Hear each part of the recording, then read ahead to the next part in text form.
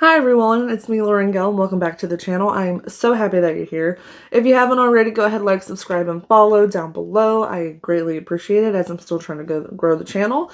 And if you can't tell by today's video, we're just doing a chill kind of get ready with me, mainly focusing on using the Lethal Cosmetics Mellow Grove Pressed Powder Palette. I haven't gotten around to using this. I've had it in my collection for a few months now, and I figured what better yet than to try it out before an interview. So I love testing my luck and I love bringing you along for that adventure. Before I really dive in, I'm going to go ahead and do the base stuff for my makeup routine before I jump into eyes. And I will be right back here in a second. Hi. I know I look crazy, but I have been having the worst stress breakouts. So I just took my one size concealer and kind of tried to cover up as much of it as I could without taking away too much of my natural skin underneath, you know, because I like to let my skin breathe a little bit. Let's dive into this palette. So I'm probably not going to do my entire face for you guys on camera just because I mainly want to play with the palette, but it does come with a external sleeve that looks just like the palette. We love when it matches. Kind of simple as far as actual packaging goes. It's a little holographic, so I apologize for the lighting and the reflect that you're gonna see, but this is the palette that we're working with. Very, very, very pretty. Some very, very springy tones, and yes, I did get this in spring and then just everything got away from me. So here we are playing with it now. You've got some neutrals, you have some beautiful berry tones, the greens in here are super pretty, so I'm going to dive into this palette, and quite honestly, I want to go kind of all out. I really want to play with the berry tones and the greens, maybe nix the neutrals for right now. Mainly, let me swatch some of these. I want to swatch this green. Wow. That's a very loosely pressed pigment. Let's do the pink. These are a little bit soft pressed, like this especially. I'm terrified that this is gonna have fallout. Oh, that's pretty. Okay. That's really pretty. I love that green. It's got a little bit of a shimmer in it. Let's try some of the shimmers. I would be crazy not to swatch this one here, which is a textured duochrome. That's pretty. Let's do the purple, this green, and then this shade. Okay, that's what we're working with. Those are the worst swatches ever, I'm telling you right now. Why did I do it like this? Because here's this finger that I totally didn't even use. Those are pretty. I love the shifts in them. That's the one reason I was into this palette, which I have never tried anything from Lethal Cosmetics, so this is a first for me, but these are all super shifty. And I am very, very excited. Okay, we are going to play with the berry tones first. I want to take the pink. Picked up pretty nicely. A little bit of kick up in the pan. But I want to take this and just lay it down in my crease and see if the pigment shows up. Not a lot. It's very light. Let's go in and double tap into the product and see if it builds up. It does build up very faintly, but for it to be like a bubblegum pink, I'm not surprised. And I will say the shimmer of it, the shimmer in pan does not translate as much to the lid if that's something you're worried about. So I've never tried Lethal Cosmetics before. Teresa's Dead here on YouTube, she talks phenomenal about them. She's done a few collaborations with them.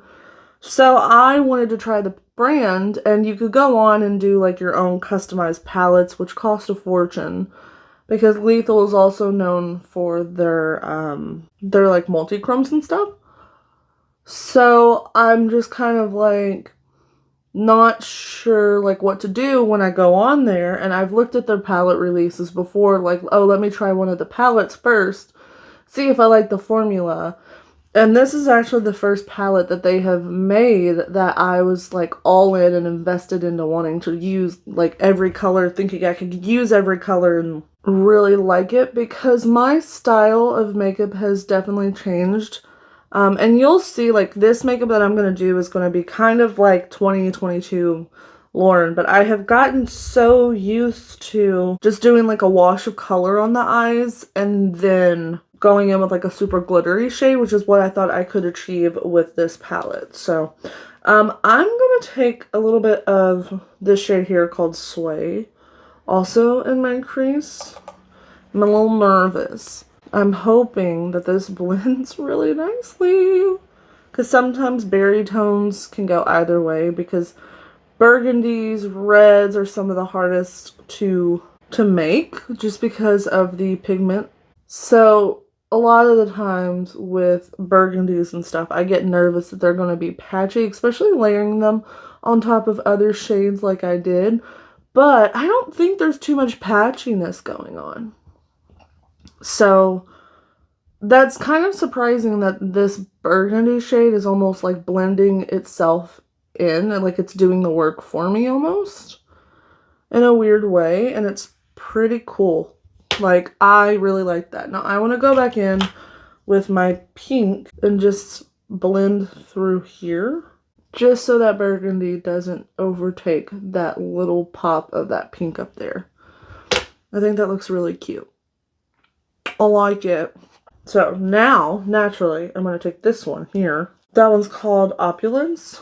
Take that one and do my outer V. This looks intense. But I kind of want it to be, you know? So, since I haven't said already, I'm actually going to interview for Sephora. It's Sephora inside Kohl's, and I know a lot of people are like, well, that's not like the same as working for Sephora, like as a standalone. But you know what? Where I currently live, it's the best I can do other than working at like Ulta. So I am interviewing because my last day with my prior job was Friday. That turned out really pretty. I like the richness of it.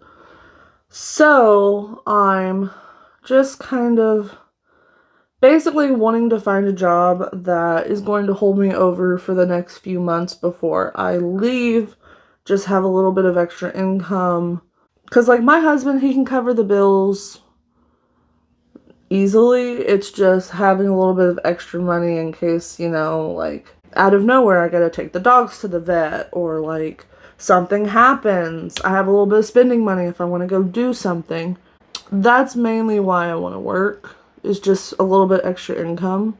Anyways, I'm interviewing today. I'm filming this at like 9 a.m. and then I will be going around 11 for my interview. And I mean, I worked at Sephora inside JCPenney, so I kind of know what to expect, other than I've never worked for Kohl's, so I don't know like what their like working for them would be like. But I feel like, I don't know, in a weird way, I feel like you work for one Sephora, you kind of worked for them all, you know, even if it's under a different company. But I could be wrong. For some reason, I'm not getting a good enough blend right here, but that's about it. Okay, there we go. Yeah, I like this a lot. This is really, really saturated and pretty. Okay, before we dive into the next one, what shade do I want to put down on my lid? I think I'm going to use, I'm sorry that it's angled, but I'm trying to avoid reflecting into the camera as much as possible, but I think I'm going to use these greens on the lower lash line, and because this is very soft, I'm going to use maybe this minty, I don't know, pistachio green on my inner corner. So with that in mind, I think I'm going to go like more purpley pink and use like these two shades for my actual lids. So I'm going to use my finger first and see how this applies with my finger, which is my preferred method to put shimmers down. I feel like I just have a little bit more control. This is really pretty. I know on camera it's not going to pick up the quality of the shift in these shadows, which is such a shame. Now you can kind of see it. It's really pretty. It's really, really pretty. And then I'm going to take a little bit of Adrift, which is that pale pink, and just put it right here on the center, like the inner third. And then I'm going to mimic it on the other side. And I will say this shade here is very, very lightly pressed. I can just tell these shades are lightly pressed all together. So I would be afraid to travel with this. Not that these are the colors that I would take to travel, because I go more neutral when I'm traveling, just because neutrals are easy. And they're like easy to just throw on and go. But I don't know. If you're looking to have like a fun color story, which this one's very, very, very pretty.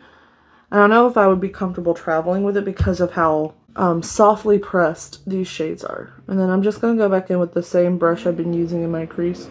You guys, it's so weird. If you heard that, that was a bus going by. Like a beep beep school bus. And it's so weird not being at work. Like, I'm so used to a 9 to 5 that it's weird that the world operates. But I'm not like currently operating in it, you know? I'm gonna do my brow bone and try this shade out because it's really, really pretty. And I'm gonna check it on a brush. It did pick up with literally a tap. I don't know if this is gonna be the shade for this, because usually this is a little, again, softer press. I don't know if these work for brow bone. Very, very pretty, but I don't know if the texture is for the brow bone. I say that that shade gave a little bit of sheen, but not overly crazy, so I'm not mad about it. But I think from here, I'm going to do the rest of my face and then come back to do my lower lashes because I am super excited to try out those greens.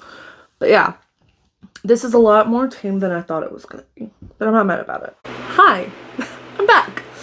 I want to take the greens. I'm going to put them underneath my eyeballs. So let me grab a little brush. I really like these e.l.f. brushes, these like little smudgy brushes for my under eye. So let's do that. So I'm going to take this one right here. Not a lot of kick up. I'm hoping this goes together. We'll see. I usually don't do like multicolored eye looks like this. I usually, if I do color, I keep it very monochromatic because that's just what I like. But I'm down to try something different. Oh, that actually goes together. Alright, let me do this side. Okay, I'm just going to work on building up the green. I will say this green does seem a little bit patchy compared to the others. And then I'm going to go in with that beautiful, beautiful light green. I don't know if I like this. Uh-oh. That green kind of blends away to nothing, but I bet it'd be beautiful on the inner corner. It's just kind of a stark difference compared to the darker green. So I don't know about that. Let me just kind of mix them and see if that does anything for me. I don't know if these go together. I feel like I look like a watermelon now. Watermelon was not what I was going for, and I should have thought this through. I feel like this eye is not picking up enough pigment. What are you doing? Don't you chew my wires. I don't trust you. I'm so sorry, guys. I didn't realize my fan was on. This green is giving a little patchy. Let me go in and just try and build it up. Maybe that's the problem. Maybe I just need to build up the darker green first. And I am exaggerating it a little bit more than I usually do by taking it lower on my waterline than I usually would like. I don't know. I feel like it needs to be extended lower than I normally would do my eyeshadow just to make sure the green looks like its own thing and it's not just like I used the wrong shade on the lower lash. But I will say, I don't know if these two greens go well together. I feel like the lighter green is just a little too vibrant for the green, the depth of the green, of the deeper green. But here we go, looking like a watermelon. And then for my inner corner, I do think I am going to take this bright green. I'm going to try it with a dry brush first. Picks up pretty well. I'm going to come in closer. It's not as vibrant as I would think. What in the world? It's a very, very soft green. Let me try my finger. That seems to be what works best for my eye. There we go. There's some of that color, because I really want that shift to show. But for some reason, the dry brush just was not doing it. And now I will say I do have a little bit of fallout, so I'm going to take my powder brush and try and get some of that off. But, I mean, that's my eye look. It's cute, but it's not my fave. The greens really threw me off. I guess let me finish off my face and then I will come back to finish up my thoughts. How about that? Hi again. So I did the rest of my face. And now that I have mascara on and blush and all that, this definitely looks a lot better. I did go back in with it and really tried to pack in this green on the inner corner because I feel like that green is really what sets the tone for the lower lash line going with the top. But then funny enough, I put so much on that it fell all over like this portion of my face. So I keep trying to like dust it away, but it's not going anywhere. So let me give you my final thoughts on this. We used what? 1, 2, 3, 4, 5, 6, 7, 8, 9 of the shadows in here. And I like this. I do. I love the mattes. They are very, very beautiful. This palette retails for $45, I believe. The shimmers are very softly pressed. So I think moving forward, I would definitely use glitter glue with this. I just use the one from NYX, but you can use any kind of like glitter, eye primer, whatever. They are pretty. I do like that you have a couple different variations of colors or colorways in here. So if you choose to do a green look, you've got some solid greens. If you want more neutrals, you can do neutrals. And obviously you've got the rosier tones to do more of a rosy tone. It definitely adds value into the collection that I have. This is one that I can see myself pulling for a lot more when I don't know what to play with, but I know I want something. The colors in here aren't revolutionary. I will say the only one that's like special would be the green down here, but this isn't even my favorite shade in this palette. There is something about the duochromes in here. They are beautiful. I will say if you don't like glitter, this might not be for you because it does kind of like putting and packing this green on into my inner corner. Definitely I had some fallout on the face. I was able to wipe most of it away with a brush, but I definitely got some fallout. So keep that in mind. I like this palette and this did what I wanted it to do. It introduced me to the formula that Lethal Cosmetics offers.